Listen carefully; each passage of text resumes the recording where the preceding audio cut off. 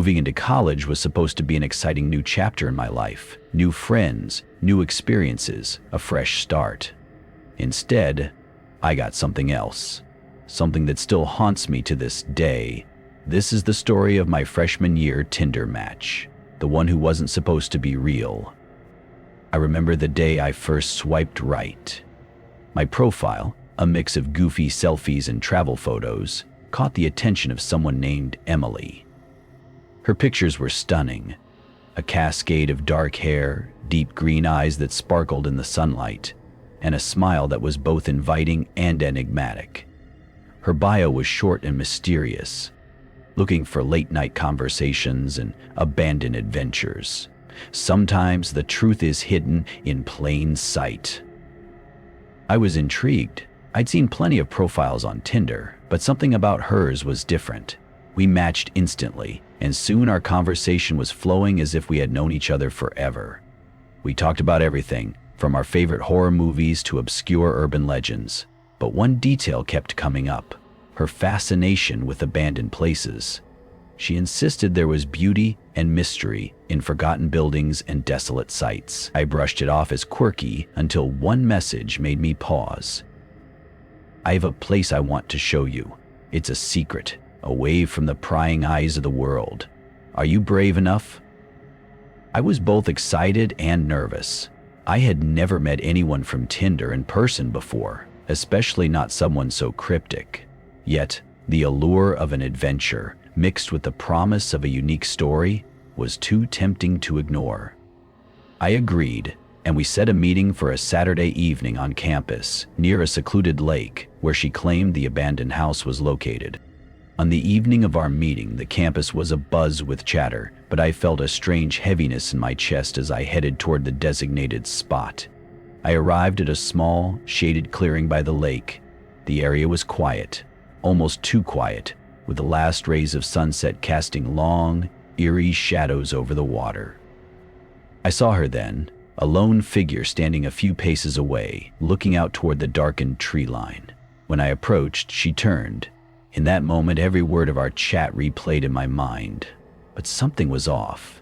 Her eyes, once warm and inviting in her photos, now held a distant, almost vacant look. "Hi," I said, forcing a smile. "Hi," she replied softly. Her voice was gentle, almost hypnotic. We began walking together along a narrow path that led to a decrepit building near the lake. The further we went, the more I noticed the details. The overgrown vines snaking along crumbling brick walls, the sound of wind rustling through broken windows, and the way the setting sun painted everything in faded gold. It was as if we had stepped back in time, into a world that was both beautiful and desolate. Emily, or so she called herself, led me inside the building. It was an old abandoned house that had once been a vacation retreat. Now, it was empty except for the memories of a forgotten past. As we stepped into a foyer filled with dust and silence, I couldn't shake the feeling that we were not alone. The air was still, heavy with a scent I couldn't place, and every step echoed too loudly. "Isn't it amazing?" she whispered, as though speaking to the walls themselves. I nodded, but inside, unease was building. Her fascination with the place seemed too intense, too personal. We continued deeper into the house, and I noticed that she avoided looking at certain rooms. There was one locked door at the end of a long corridor that she wouldn't discuss. Before I could ask, she turned to me with a wistful smile. "Some things are better left untouched," she said cryptically. I tried to laugh it off, but her tone was chilling, and the locked door seemed to pulse with an unseen energy. We spent the next hour exploring the decrepit rooms, with her guiding me through corridors filled with peeling wallpaper, shattered glass, and the occasional relic of the past. A broken picture frame, an old clock with stopped hands. Yet the tension in the air grew with every step we took. That night, after parting ways, I couldn't sleep. I kept replaying our conversation, the locked door, and her strange insistence on not disturbing it. In the early hours of the morning, I decided to return to the house alone. Curiosity overwhelmed me. I arrived at the abandoned house once again. The moon hung low in the sky, bathing the building in pale, ghostly light. I felt a chill as I approached the door that had been off-limits the previous night. There was a small window near the door through which I could see inside. What I saw made my blood run cold. Through the grimy glass, I noticed a figure standing in a dimly lit room. Its back turned to the window. The figure was motionless, but as I stared, it slowly turned its head. For a brief moment, I thought I saw the glint of green eyes. Then nothing. The image was fleeting, but it was enough. I retreated, my heart pounding, and made my way back to my car. I never spoke to Emily again after that night. On my Tinder feed, her profile was removed, as if she had never existed. I asked my friends if they knew anyone like her, but none had ever heard of an Emily with an obsession for abandoned houses near a lake. It was as if she had vanished into thin air, leaving behind only the unsettling memory of that night. Over the following weeks, I tried to put the incident behind me, but strange things began to happen. At night, I would hear faint whispers outside my window, soft, indistinct words that I couldn't decipher. I started receiving anonymous messages on social media, each one cryptically stating, "Don't forget the door." I even began to see fleeting images, a woman's silhouette in a darkened corner, a flash of green eyes and reflective surfaces every time I passed by old abandoned buildings. One afternoon, while driving home from class, I noticed an unmarked van following me on a deserted road. Every time I slowed down, it kept pace. I could swear I saw a figure through the van's tinted windows, watching me. When I finally pulled into my driveway, the van turned off the road and disappeared into the night. I never saw it again, but the incident left me questioning whether the events of that night had set something into motion, a presence that now tracked my every move. I started to have nightmares. In my dreams, I was back at the lake house, standing before the locked door. The door slowly creaked open on its own, and from within I heard a soft, haunting voice, "Come with me." I would wake up in a cold sweat, feeling as though I had just escaped from a place that wanted to claim me forever. Months later, I received a package in the mail. There was no return address, just my name written in a scrawled, unfamiliar hand. Inside was an old, battered key and a note that read, "Some doors are meant to remain closed. Remember." I stared at the key, my hands trembling. Was this from Emily? Or was it something else entirely? I tried to trace its origin, but there was no record of it. The key was old, ornate, and clearly belonged to a door that had a history. I began to research local abandoned houses and discovered a reference to a property near the lake. The very one we had visited. The very one. The visitors? It was said to have been sealed off after a series of mysterious disappearances, and legends claimed that a ghostly figure guarded a door that should never be opened. I couldn't sleep that night. Every time I closed my eyes, I saw that door, the key glinting in the moonlight, and the voice of that unknown woman urging me to come back. For weeks, I was torn between fear and an obsessive need to understand.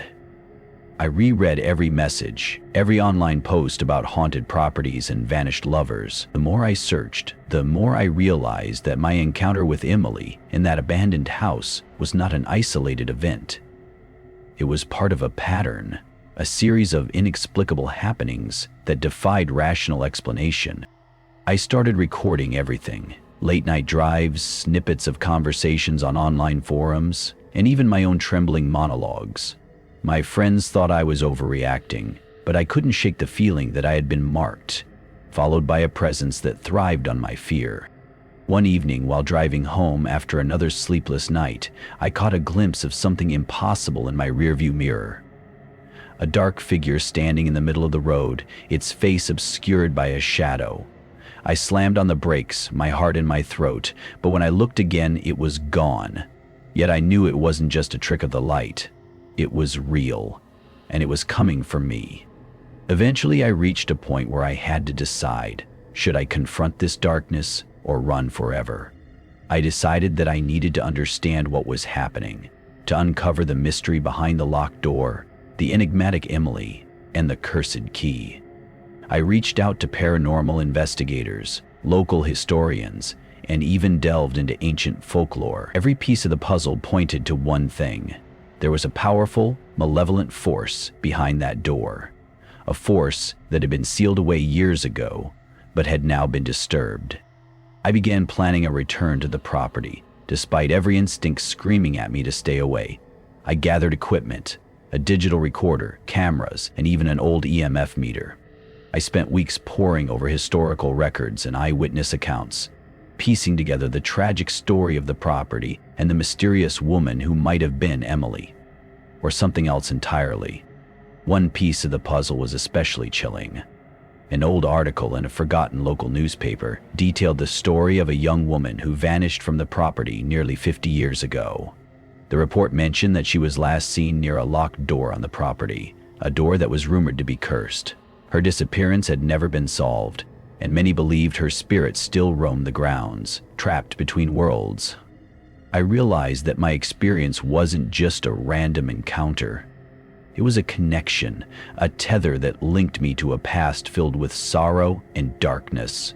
That key in the package was a symbol, a call to face the truth, no matter how horrifying it might be.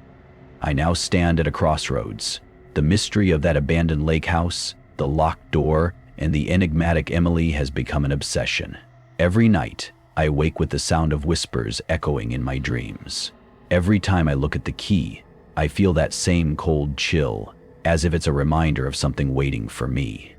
I know that if I don't uncover the truth, this darkness will continue to follow me, haunting my every step. I have decided that I must return to that place, confront the secrets hidden behind that door, and finally put an end to the terror that has consumed my life.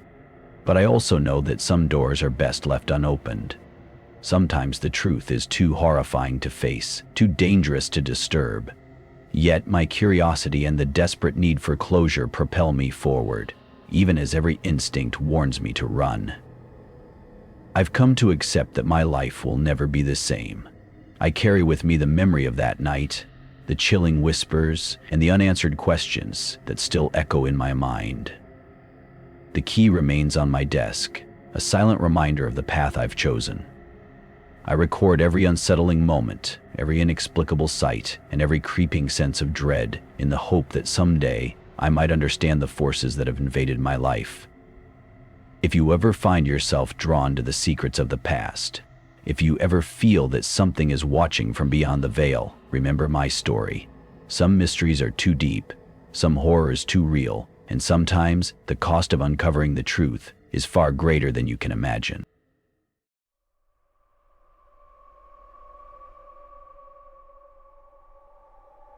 I've always been skeptical of online dating horror stories. You know the ones, the girl who meets a guy with a fake identity, or the person who unknowingly goes on a date with a murderer. I thought those were just urban legends, over-exaggerated internet tales meant to scare people into being careful. That was before it happened to me, before I met Nathan. This is the story of my Tinder date who was never supposed to exist, and by the time I realized the truth, it was too late. It all started when I matched with Nathan on Tinder. He wasn't like the usual guys I came across. No gym mirror selfies, no weird one-liners. His pictures were casual, a guy in his late 20s with sandy brown hair, a strong jawline, and an easygoing smile. His bio simply read, "Life's an adventure, let's get lost together." There was something effortlessly charming about him, and I was intrigued. We started chatting immediately, and our conversation felt effortless. He had the kind of energy that made me feel like I had known him forever, even though we had just met online. He was well-spoken, funny, and had a knack for making me feel like the most interesting person in the world. After a week of talking, he asked if I wanted to grab a drink at a low-key bar in town. I hesitated for a moment. After all, meeting strangers from Tinder wasn't exactly the safest thing to do, but something about him made me feel at ease. His profile seemed normal. His pictures looked real. He had social media accounts that looked active and legitimate. He was real. Or so I thought. When I arrived at the bar, Nathan was already waiting outside. He smiled when he saw me, and I felt a strange sense of familiarity, like I had met him before. He was even better looking in person, tall, confident, with a quiet charm that put me at ease. We went inside, ordered drinks, and started talking. Everything felt perfect. Almost too perfect. He told me about his travels, about growing up in a small town, about how he worked in software development but had dreams of becoming a writer. He seemed interested in everything I had to say, hanging on to my every word. His eyes never left mine. I should have been flattered.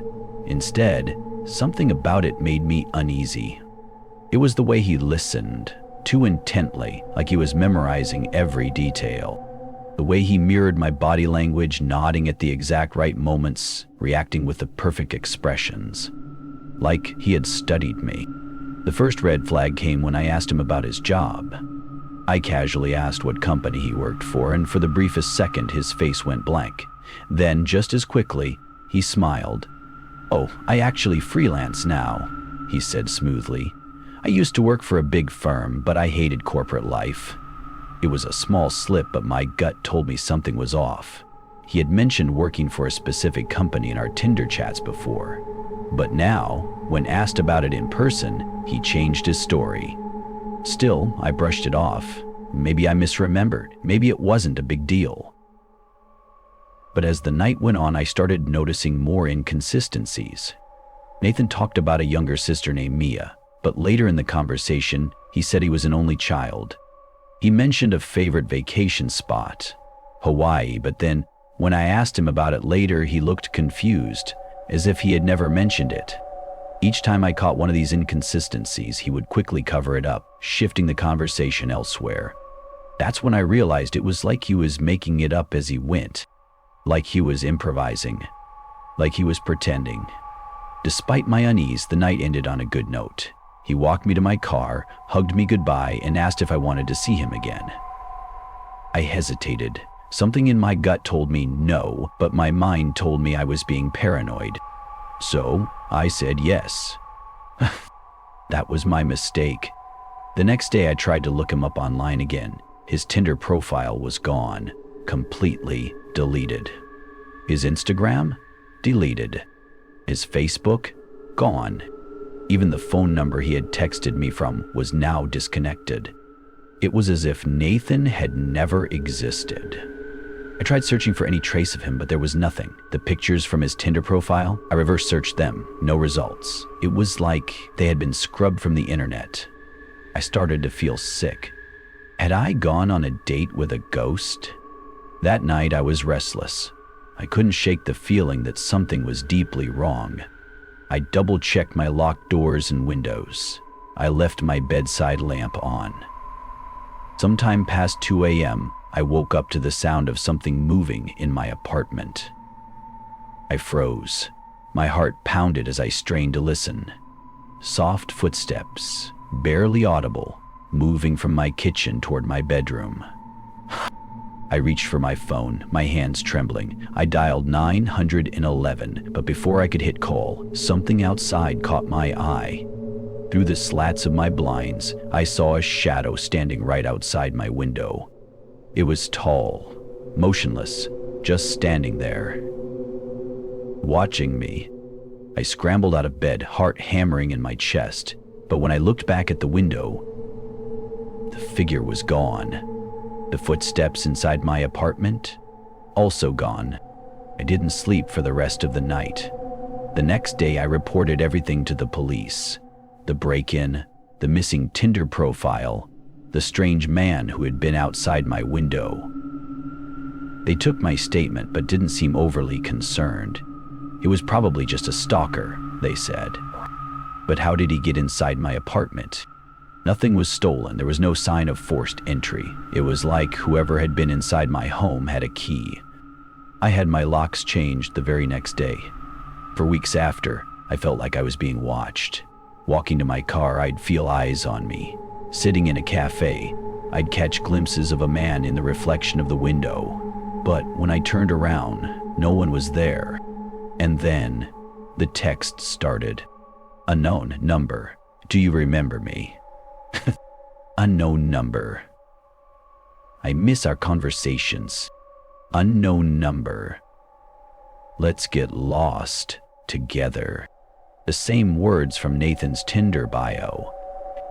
I blocked the number, but deep down I know the truth. Nathan was never real, or at least not the person he pretended to be.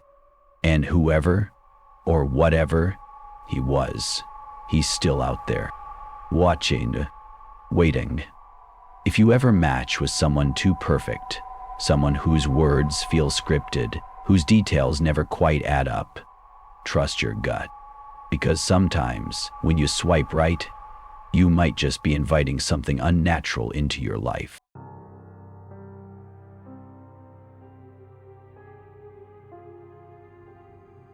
I used to think of Tinder as just another way to meet people. A fun, casual way to go on dates, maybe find a relationship, maybe just have a few laughs. I never thought of it as something dangerous. I never imagined that a simple right swipe could turn into something truly terrifying. This is the story of how I met a man who should not have existed, and how I barely escaped with my life. It started on a quiet Tuesday night. I had just gotten home from work, kicked off my shoes, and flopped onto my couch with a glass of wine. Bored, I started swiping through Tinder. That's when I saw him. Liam.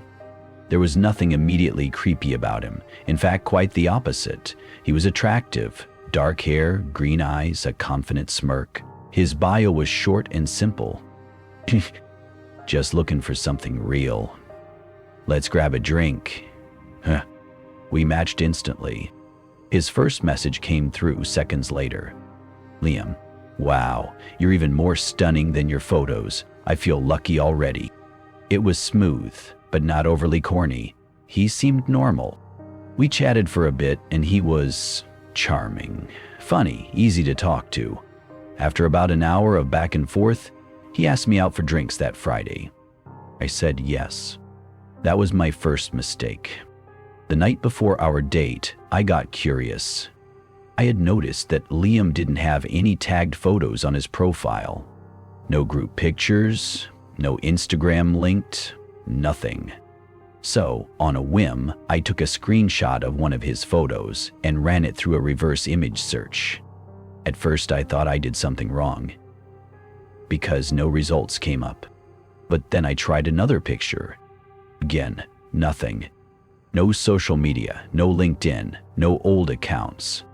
It was like Liam didn't exist. It was odd, but not impossible.